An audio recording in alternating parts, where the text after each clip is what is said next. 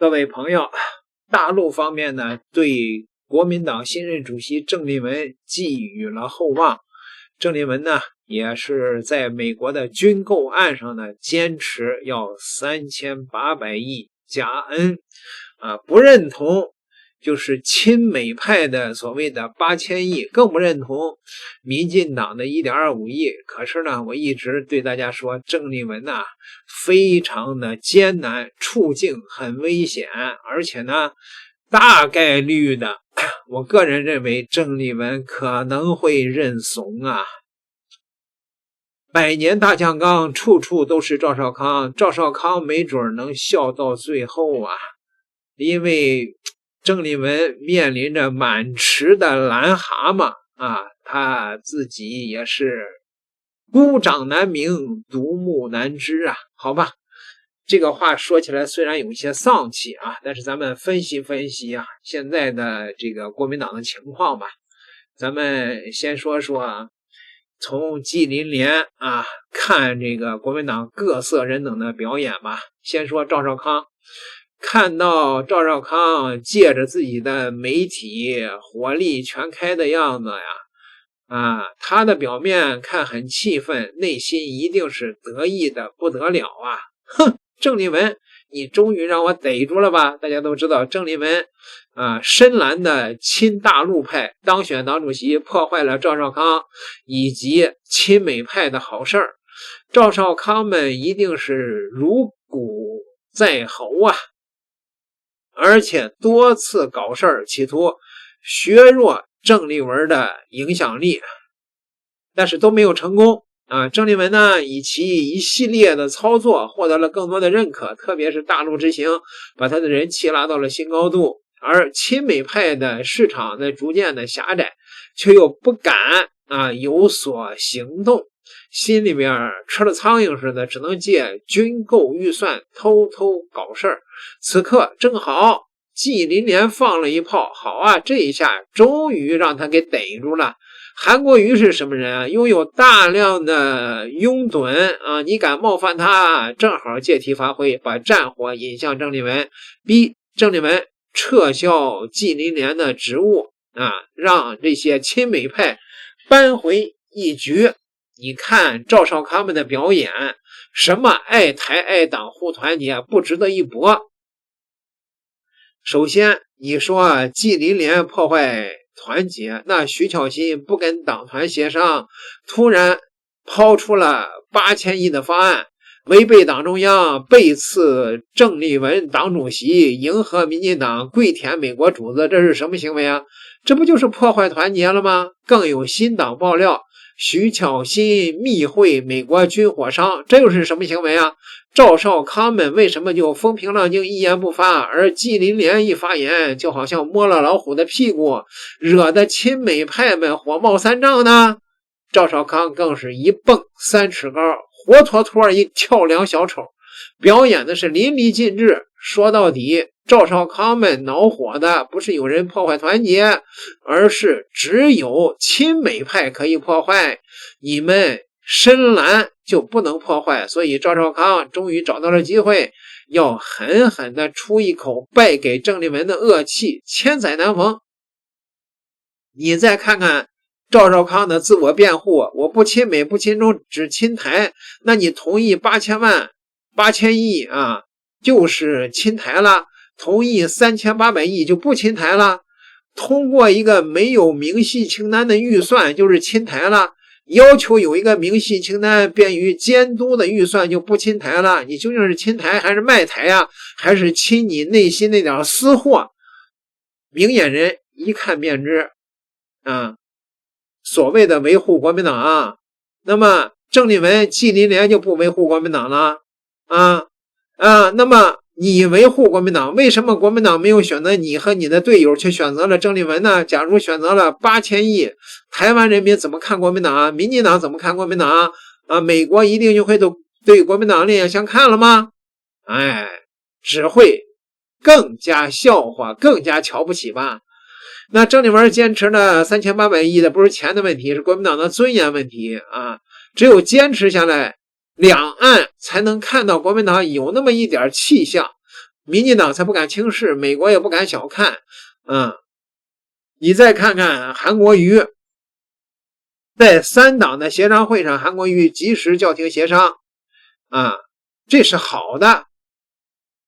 韩国瑜对郑丽文的支持，对民进党的遏制都是可圈可点的。到纪凌莲开炮前，韩国瑜的5个无愧都能站住脚，但是之后韩国瑜就大打折扣了。面对徐巧芯的偷袭国民党没有一个人出来说话，只有纪凌莲像个孤勇者出来警告徐巧芯之流。但是怎么说得很有学问。纪凌莲只得以袍泽之情拿好朋友韩国瑜说事儿，以一个假设句借韩国瑜批徐巧芯。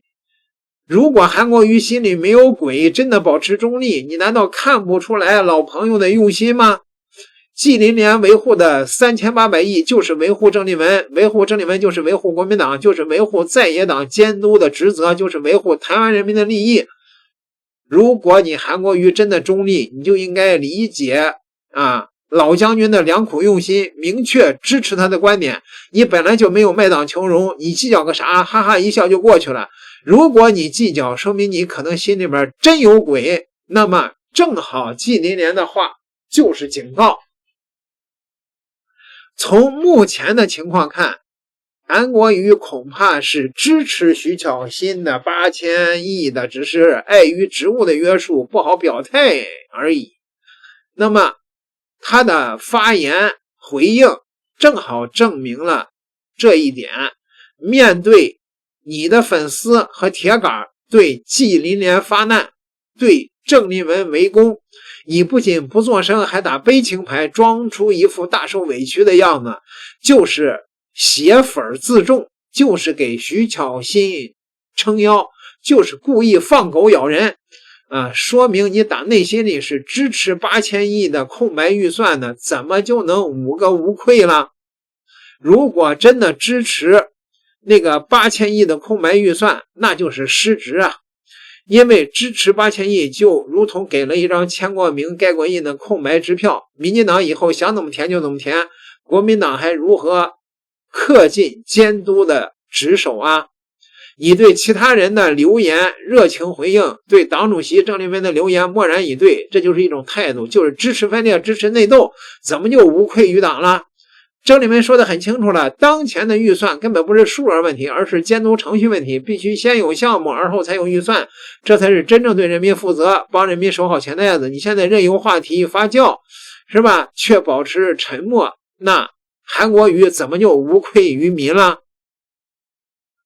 韩国瑜为了让美国人欢心，给古立言科长交代，昧着良心暗中支持8000亿，而不是真正从党团利益出发，从人民利益出发，怎么就无愧于心了？所以韩国瑜你也不要再装了，你如果真的做到5个无愧，就像个男人站出来，让粉丝冷静，关好你那只为你狂吠的恶犬赵少康，这才是真正的无愧。卢秀燕在回应记者的问题说，希望维护国民党的团结，希望在重大议题上保留不同声音，不值得一驳。他一直在破坏团结，一副假惺惺充满自私算计的奸笑就不用说了，是吧？郑丽文呢，确实真是辛苦烂摊子失掉郑丽文更加是一盘散沙，不堪一击可是这个郑丽文也很有可能对此妥协。为什么呢？各位，今天民众党的前立委嘉义市长的参选人张启凯上了赵少康的节目谈军购。张启凯透露，民众党已将金额上调至8000亿，如果国民党还坚持3800亿加 N， 他警告国民党，最后可能通过的是民进党的 1.25 兆。那国民党不是最大的党吗？他说那就卡在那儿，都通过不了。这个口气好像是向郑丽文下最后通牒吧，也是威胁。为什么呢？你想想啊，民进党柯文哲2审刑期达成交易，新鲜吗？啊，张启凯一不小心透露了出来，如果国民党不与民众党一致，对吧，就可能通过 1.25 兆啊。你想想，这绝不是黄国昌的主意吧？这应该是柯文哲和向赖清德私下传话，服软求和，拿军购换刑期吧？啊，朋友们，哎，这是郑丽文的一场生死大战嘛？各位可以这么说啊，但是情况很不乐观啊。今天刚刚传来的消息，针对军购案是3800亿加 N 还是8000亿，国民党团今天台湾时间的5日召开了党团大会，讨论了40分钟以后散会啊。这个傅昆萁会后表示，不是金额的问题，我们的共识就是发价书，要美国政府的发价书。他不愿意回答具体的数字啊，但是以发价书来搪塞似乎也不是解决问题的根本嘛。按照这个他的意思，只要美国发了发价书就同意，如同前次的110亿美元的发价书就换算成了一个3800亿元。换句话说，国民党还是对美国无条件的满足啊！不管是傅昆萁还是郑丽文，没有任何一个人说反对军购，只是说支持军购。即使现在没有8000亿，只要是美国第2个发价书一来，仍是8000亿，无非也就是时间的问题了。郑丽文没准会认怂，同意美国的发价书的数额，换取他到美国去啊，能够更加的压过卢秀燕一头，这是完全有可能的。赵少康现在正在后边偷笑啊，如果是郑丽文怂了，赵少康就赢了呗。郑丽文以后在国民党里边还怎么混呢？所以别指望国民党，没戏。点个订阅吧，下期再聊。